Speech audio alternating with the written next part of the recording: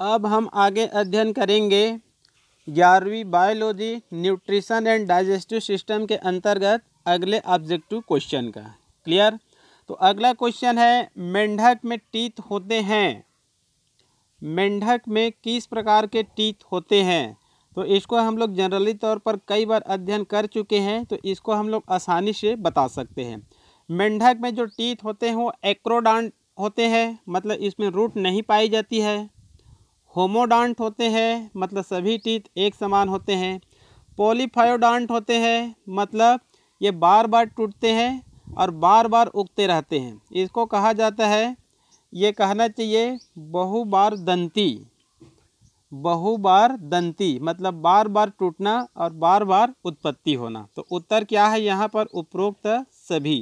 Clear. अगली question है, teeth की पल्प कैविटी, टीथ की पल्प कैविटी किसके द्वारा आस्तरित रहती है। तो इसमें कहना चाहिए टीथ में विशेष रूप से ओडोंटोब्लास्ट सेल पाई जाती है। कौन सा सेल पाई जाती है, ओडोंटोब्लास्ट सेल पाई जाती है। ये जो एमाइलोब्लास्ट है ये कहना चाहिए स्पेशल एनामल में पाई जाती है, और ये जो ऑस्टियोब्लास्ट होती है बोन में पाई जाती है। ठीक है। और ये कॉन्ड्रोब्लास्ट कहना चाहिए ये उपास्थि से रिलेटेड है। तो उत्तर क्या है यहाँ पर, ओडोंटोब्लास्ट है। क्लियर। अगली क्वेश्चन है, लेक्टियल्स जो कहना चाहिए सेंट्रल लिप डक्ट होती है जो पाई जाती है। इसको भी मैं आप लोगों को अपने थ्योरिकल वीडियो में बताया था। ये पाई जाती है विलाई में, ये पाई जाती है विलाई में। विलाई कहना चाहिए छोटी आंत में पाई जाने वाली एक फोल्ड है, या फिर कहना चाहिए ये अपने भोजन के अवशोषण क्षेत्र को 8 से 10 गुना क्या कर सकता है, ये बड़ा कर सकता है। और इसी में लेक्टियल्स पाई जाती है, जो कहना चाहिए एक केंद्रीय लसिका वाहिनी होती है, और ये कहना चाहिए वसा के क्या कर सकती है, ये संश्लेषण कर सकती है। क्लियर। अगली क्वेश्चन है, आहार नाल की भित्ति से, आहार नाल की भित्ति में बाहर से भीतर की ओर परतों का सही क्रम कौन सा है। इसको मैं आप लोगों को पढ़ाते पढ़ाते बताया था कि इसको कहना चाहिए क्रम से पूछा जाता है। ठीक है। वहाँ पर मैं एक चित्र भी बताया हूँ स्टमक टीएस का, तो वहाँ पर भी आप लोगों को मैं बताया था इसका क्रम पूछा जाता है, नाम नहीं पूछा जाता है। ठीक है जी। तो यहाँ पर कहना चाहिए उत्तर क्या है, सी। उत्तर क्या है, सी। जो आउटर में होती है उसको क्या कहते हैं, सिरोसा। उसके बाद कहना चाहिए एक होता है मस्कुलेरिस, और एक होता है सब म्यूकोसा, और एक होता है म्यूकोसा। 4 को ही आप लोग याद रखेंगे, इतने में क्लियर हो जाएगा। क्लियर। उसके बाद अगला क्वेश्चन है, मानव का दंत सूत्र होता है। तो मानव का दंत सूत्र क्या होता है, बी आ जाएगा, 2 1 2 3। उत्तर क्या आ जाएगा यहाँ पर, बी, मतलब 2 1 2 3। क्लियर। ऐसे बटे कर सकते हैं, यहाँ पर भी 2 1 2 3 इस प्रकार से। क्लियर। अगला क्वेश्चन है, जंतु जो स्वयं के मल का भक्षण करते हैं, ऐसे एनिमल जो स्वयं के मल का क्या करते हैं, भक्षण करते हैं, क्या कहलाते हैं। इसको भी मैं बताया था। जंतुओं में पोषण के प्रकार यह होता है कोप्रोफेगस, यह होता है कोप्रोफेगस। ठीक है जी। और ये उदाहरण बताया था मैं, खरगोश। क्या उदाहरण बताया था, खरगोश एक ऐसे एनिमल्स होते हैं जो अपने ही मल को कहना चाहिए भोजन के रूप में क्या कर सकते हैं, ग्रहण करते हैं। क्लियर। अगली क्वेश्चन है, HCl का सेक्रेशन करने वाली सेल्स है, HCl का सेक्रेशन करने वाली सेल्स, इसका नाम आपको बताना है। ये बहुत ही आप लोगों के लिए सरल है, क्योंकि यदि आप मेरे कहना चाहिए थ्योरिकल वीडियो देखे हैं तो इसको आप आसानी से बना सकते हैं। ठीक है। आप लोग कहना चाहिए डायरेक्ट ऑब्जेक्टिव क्वेश्चन को हल नहीं करेंगे, क्योंकि ऐसा करेंगे तो आपको रटना पड़ेगा। ठीक है। अब जब भी अध्ययन करें, चाहे किसी भी सब्जेक्ट को अध्ययन करें, तो पहले आप विस्तृत अध्ययन करना पड़ेगा। उसके बाद ही ऑब्जेक्टिव क्वेश्चन में आपको क्या करना है, अधिक से अधिक प्रैक्टिस करना है। क्लियर। तो ये उत्तर क्या है, अमाशय में एक सेल से पाई जाती है, उसको कहते हैं हम लोग ऑक्जेंटिक सेल्स। ये कहना चाहिए एस सेल का सिक्रेशन करती है। एस सेल का कहना चाहिए 5 कार्य आप लोग विशेष रूप से देख लेंगे। क्लियर। अगली क्वेश्चन है चिप सेल्स अथवा जाइमोजन या जाइमोजेनिक सेल्स जो कि कहना चाहिए गैस्ट्रिक जूस में एंजाइम का स्त्राव करती है, किस अंक में पाई जाती है। क्लियर।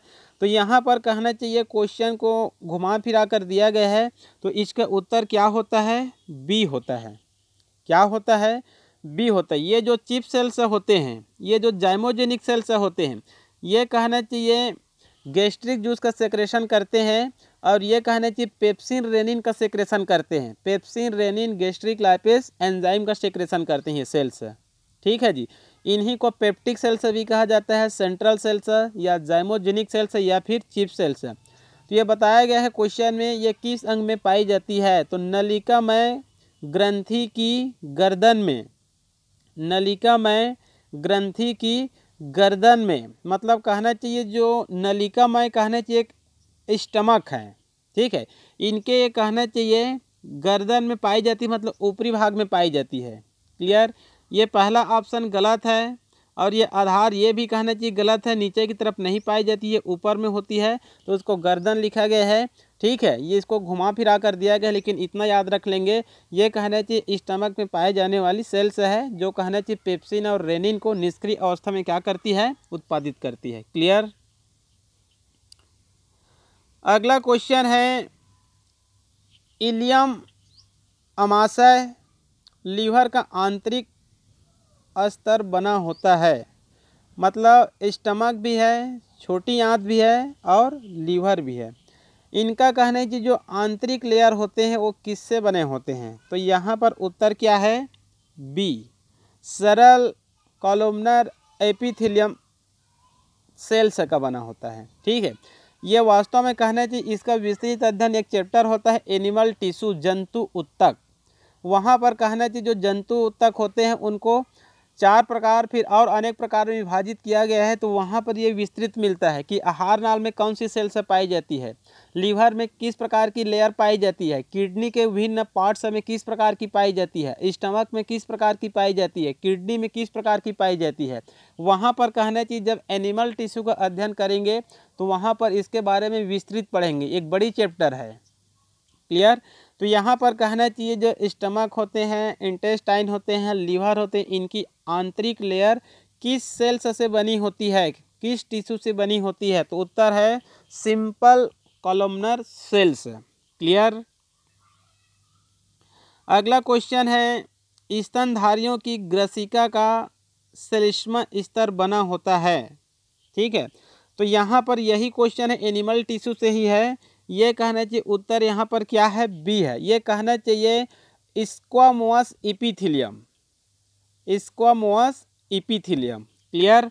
तो यहीं पर आप थोड़ा सा क्लियर कर लीजिए। देखिए इस क्वेश्चन में क्या है, स्टमक है और इंटेस्टाइन है, और इसमें क्या है, ग्रसिका मतलब ईसोफेगस।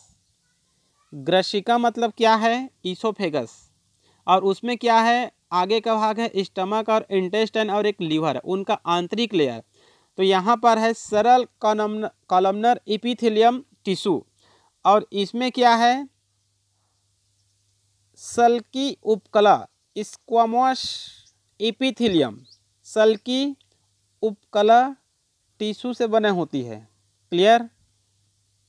अगली क्वेश्चन है सब म्यूकोसा सबसे मोटी होती है, सब म्यूकोसा सबसे मोटी होती है। तो यहाँ पर प्रश्न ये है, जैसे कि जो 4 लेयर होते हैं, सिरोसा, मस्कुलेरिस, सब म्यूकोसा, म्यूकोसा, ये जो चारों लेयर होते हैं ईसोफेगस में भी प्रेजेंट होते हैं, स्टमक में भी प्रेजेंट होते हैं, इंटेस्टाइन में भी प्रेजेंट होते हैं, बड़ी आंत में भी प्रेजेंट होते हैं, रेक्टम में भी प्रेजेंट होते हैं। तो यहाँ पर आपके लिए क्वेश्चन ये है कि जो सब म्यूकोसा होता है किसमें सबसे मोटी होती है, किसमें सबसे मोटी होती है, तो उत्तर होता है यहाँ पर ईसोफेगस। ये प्रारंभिक पार्ट है फेरिंग्स के बाद ईसोफेगस। इसमें कहना चाहिए सब म्यूकोसा क्या होती है, मोटी होती है। क्लियर। आगे क्वेश्चन है,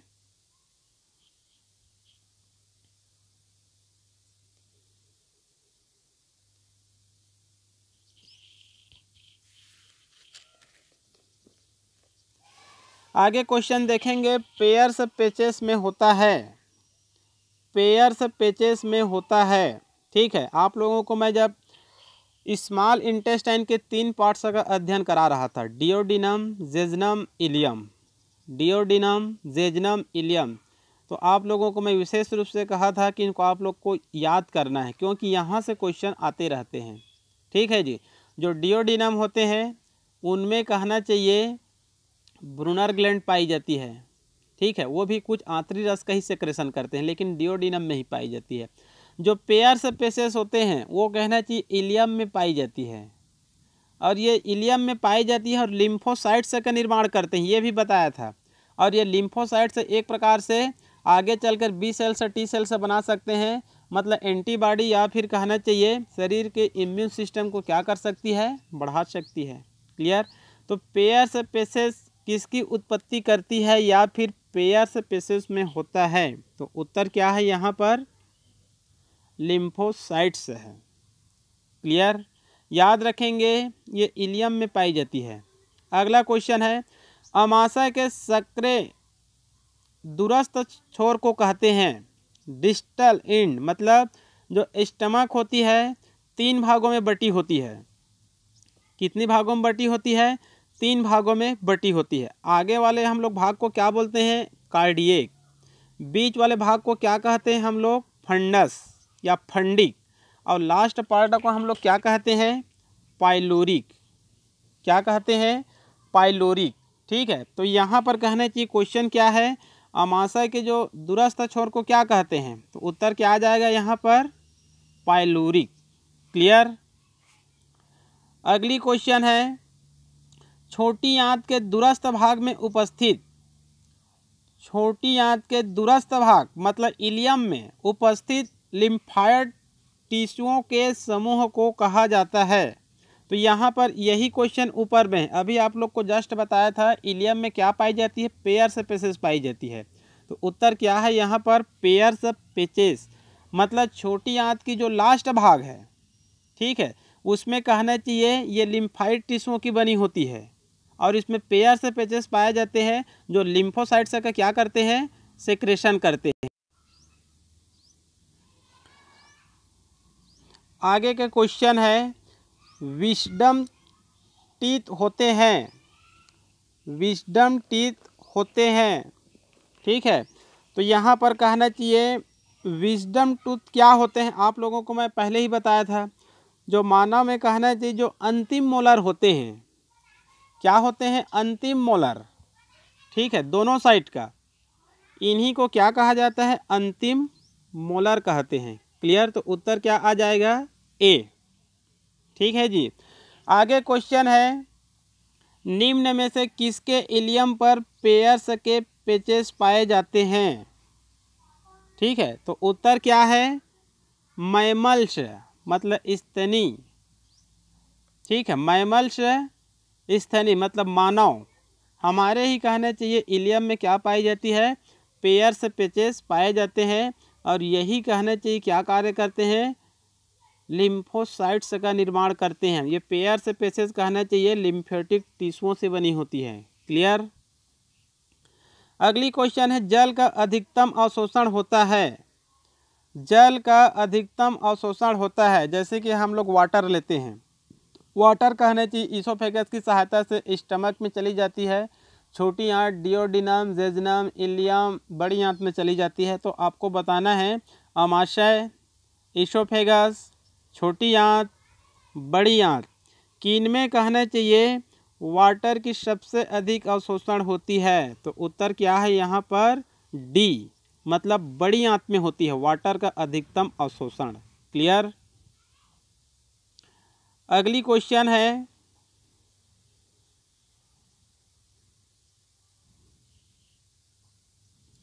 क्रिप्टस ऑफ लिवरकून इलियम के विलाई के मध्य स्थित होती है, इनके द्वारा स्त्रावित किया जाता है। क्रिप्टस ऑफ लिवरकून, क्रिप्टस ऑफ लिवरकून इसको हम लोग अन्य किस नाम से जानते हैं, फिर क्लियर हो जाएगा, उत्तर अपने आप मिल जाएगा।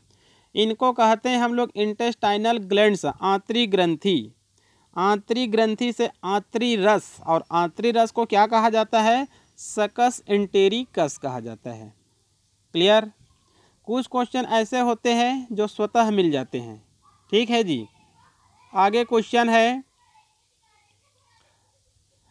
टीथ की जड़ एवं क्राउन दोनों ही एक कठोर अस्थिल परत द्वारा ढका रहता है। ठीक है, एक अस्थिल परत है द्वारा ढका रहता है, जो क्या कहलाता है, तो यहाँ पर कहना चाहिए उत्तर क्या है, डेंटाइन है। क्या है, डेंटाइन है। ये कहना चाहिए कठोर अस्थिल प्लेट है ये। ठीक है। अगला क्वेश्चन है, निम्न में से कौन सी तंत्रिका आहार नाल को उत्तेजित करती है। निम्न में से कौन सी तंत्रिका, एक तंत्रिका का नाम आपको बताना है, जो एक प्रकार से कहने चाहिए क्रेनियल नर्व है। हमारे मस्तिष्क से जो नर्व निकलती है उसको क्रेनियल नर्व कहते हैं। तो यहाँ पर कहना चाहिए जो चार नाम दिया गया ये सब कहना चाहिए क्या है, ये क्रेनियल नर्व है। तो कहना चाहिए मस्तिष्क और आहार नाल। तो आहार नाल कहना चाहिए एक नर्व की सहायता से ब्रेन से जुड़ी रहती है। ठीक है, तो यहाँ पर उत्तर क्या आ जाएगा, वेगस। उत्तर क्या आ जाएगा, वेगस। मतलब वेगस एक क्रेनियल नर्व होती है जो आहार नाल को क्या करती है, उत्तेजित करती है। क्लियर। अगला क्वेश्चन है, गोबलेट सेल्स है, गोबलेट सेल्स है, तो उत्तर क्या है, ये एक कोशिकी होती है और ये कहने चाहिए एक प्रकार से म्यूकस ग्रंथि है, जो म्यूकस या फिर म्यूसिन द्रव की क्या करती है, सेक्रेशन करती है। क्लियर। अगला क्वेश्चन है, निम्न में से कौन सा कथन डायस्टेमा के संबंध में सही है।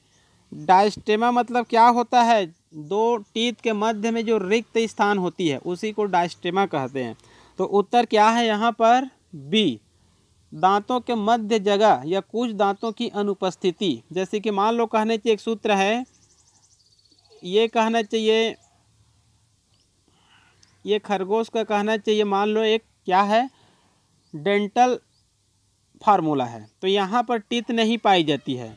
जहाँ पर कहना चाहिए हम लोग क्या लिखे हैं, 0 0 लिखे हैं, तो यहाँ पर कहना चाहिए टीथ नहीं पाई जाती है। तो इसी को हम लोग क्या बोलते हैं, डायस्टेमा बोलते हैं, और सामान्य हिंदी में क्या बोलते हैं, इसको दंत अवकाश कहते हैं। क्लियर।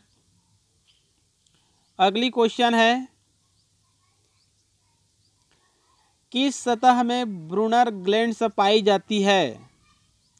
किस सतह में ब्रूनर ग्लैंड्स पाई जाती है, ये क्वेश्चन देखिए अनेक बार अनेक एग्जाम में आया है। तो आप लोगों को मैं पढ़ाते पढ़ाते बताया था, ये कहना चाहिए डिओडिनम में पाई जाती है। किस में पाई जाती है, डिओडिनम में। जेजनम, इलियम, अमाशा में नहीं पाई जाती है, लेकिन यहाँ पर इसको और विस्तृत किया गया है। ये कहना चाहिए डिओडिनम कि सब मिकोशा में पाई जाती है, लेकिन ये बताया जा रहा है कि अमाशा में भी पाई जा सकती है। जेजनम और इलियम में तो नहीं पाई जाती है, लेकिन यहाँ पर ऑप्शन में है डिओडिनम भी हो सकता है, अमाशा भी हो सकता है। मतलब अमाशा में भी पाई जा सकती है, और उनकी कहना चाहिए कौन सी लेयर में पाई जाती है, तीसरे लेयर में पाई जाती है, सब म्यूकोसा में पाई जाती है। क्लियर। अगली क्वेश्चन है, पेप्सिनोजेन का सेक्रेशन किसके द्वारा होता है। पेप्सिनोजेन का सेक्रेशन किसके द्वारा होता है। जो पेप्सिन होती है सक्रिय होती है, वो पहले कहना चाहिए निष्क्रिय पेप्सिनोजेन के रूप में कहना चाहिए सेक्रेशन होती है। तो कहना चाहिए इनका सेक्रेशन कौन सी सेल से करती है। आप लोगों को मैं पहले ही बताया था, चिप सेल्स। क्या बताया था, chief cells, central cells, peptic cells, zymogenic cells, चार नाम बताया था। क्लियर। अगला क्वेश्चन है, आंतरी विलाई मुख्य रूप से संबंधित है। आंत में पाए जाने वाली कहना चाहिए जो विलाई होती है मुख्य रूप से किससे संबंधित है। तो यहाँ पर कहना चाहिए जो विलाई होती है मुख्य रूप से अवशोषण से संबंधित होती है। ठीक है, वहाँ पर आप लोग को बताया था मैं, ये 8 से 10 गुना क्षेत्रफल को क्या कर सकती है, बढ़ा सकती है। जिससे कहना चाहिए एक छोटी सी आहार नाल होती है और अत्यधिक भोजन को क्या कर सकती है, ग्रहण कर सकती है और शोषित कर सकती है। क्लियर। अगला क्वेश्चन है, लीबर कुहन की दरारें किसका उदाहरण है? ठीक है, तो ये कहना चाहिए क्रिप्टस ऑफ लोअर कुन किसका उदाहरण है? तो ये भी कहना चाहिए एनिमल टिश्यू से क्वेश्चन है। तो इसमें आपको बताना है इसमें किस प्रकार की जनरली तौर पर ये टिश्यू से रिलेटेड है। तो इसमें पाई जाती है सिंपल नालाकार ग्रंथि, सिंपल नालाकार ग्रंथि है ये भी कहना चाहिए केरला सेट 2003। सेट मतलब समझते हैं आप लोग, कॉलेज में कहना चाहिए असिस्टेंट प्रोफेसर बनने के लिए सेट एग्ज़ाम होता है। क्लियर। आगे है ब्रूस बॉर्डर्ड एपिथेलियम पाई जाती है, ये भी कहना चाहिए एनिमल टिश्यू से ही क्वेश्चन है। तो इनका उत्तर क्या है? इलियम। इसका उत्तर क्या है? इलियम। ये कहना चाहिए इसमें पाई जाती है इलियम में ब्रूस बॉर्डर एपिथेलियम। क्लियर। अगली क्वेश्चन है, वर्मी फार्म अपेंडिक्स एक भाग है, वर्मी फार्म अपेंडिक्स एक भाग है। आप लोगों को बताया था जो वर्मी फार्म अपेंडिक्स ये कहना चाहिए मानव में अवशेषी आर्गन के रूप में पाए जाते हैं, लेकिन ये माना जाता है आज से लाखों साल पहले ये क्या थे? ये सक्रिय थे।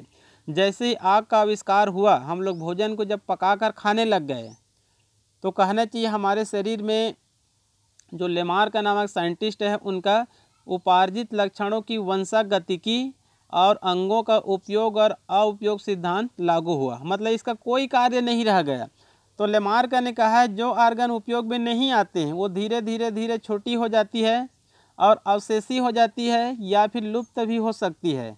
तो उसी प्रकार से जब हम लोग भोजन को पकाकर खाने लग गए तो सेलुलोज तो ऐसे ही नष्ट हो जाता है, तो इनका कोई कार्य नहीं रह गया। तो ये धीरे धीरे क्या हो गई? ये अवशेषी आर्गन के रूप में पाई जाती है। लेकिन ये जो चार पैर वाले जो शाकाहारी होते हैं जो भोजन को पकाकर नहीं खाते हैं उनमें ये सक्रिय होती है। और सीकम और वर्मी फार्म अपेंडिक्स दोनों मिलकर कहना चाहिए सेलुलोज का क्या करते हैं? डाइजेशन करते हैं। क्लियर। उनके अमाशा में कुछ बैक्टीरिया भी पाई जाती है, कुछ प्रोटोजोआ भी पाई जाती है, मेथेनोजेंस बैक्टीरिया पाई जाती है और कुछ प्रोटोजोआ पाई जाती है, और सीकम और वर्मी फार्म अपेंडिक्स ये सब मिलकर कहना चाहिए सेलुलोज का क्या करते हैं? डाइजेशन करते हैं। ये हमारे शरीर में अवशेषी लेकिन कई बार कहना चाहिए सक्रिय हो जाती है, तब हमारे पेट में राइट साइड में कहना चाहिए अत्यधिक दर्द होती है। ठीक है, उसका मतलब यह होता है कुछ हार्मोनल इम्बैलेंस या अत्यधिक कंसंट्रेट भोजन, मसालेदार भोजन लेने के कारण कभी कभार कहना चाहिए ये सक्रिय हो जाती है, तब इसको सर्जरी द्वारा क्या किया जाता है? काट कर इसको बाहर निकाल दिया जाता है और अपेंडिसाइटिस या फिर अपेंडिक्स से क्या हो जाता है? ठीक हो जाता है। तो उत्तर क्या है? वर्मी फार्म अपेंडिक्स एक भाग है। तो कहना चाहिए तंत्रिका तंत्र गलत, प्रजनन तंत्र गलत, वेस्कुलर सिस्टम गलत। तो उत्तर क्या है यहाँ पर? आहार नाल। क्लियर। अगले दिन पुनः अध्ययन करेंगे अगले ऑब्जेक्टिव क्वेश्चन को। ठीक है जी, तो आज के लिए केवल इतना ही।